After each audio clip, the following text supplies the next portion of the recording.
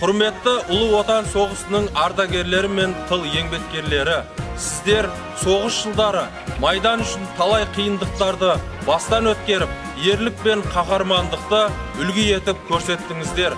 Бүгінгі біз қол жеткізіп отырған тәуелсіздік пен егемендікке сіздердің арқаларыңызда ие болдық. Сондықтан біз әрдайым сіздерді ұлықтап құрметтейміз.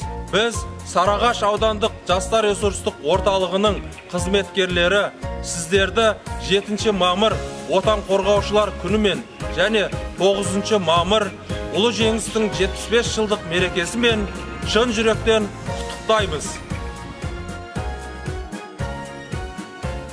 Ұлы жеңіс оңайлықпен келген жоқ.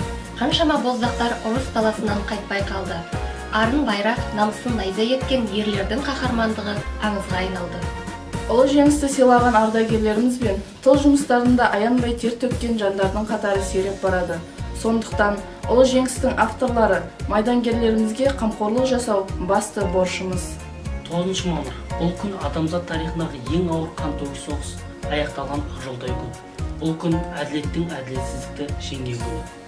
Бұл күн бүгінгі ұрпақтың сіздер сыйлаған бейбіт даму жолын одан әрі жалғастырып жатқан күні.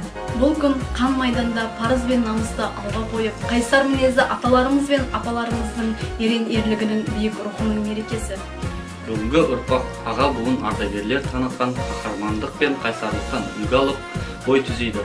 Осынау ерлікке толы күн тарихымыздың мәңгілік ұмытылмас парағы болып қала бермек.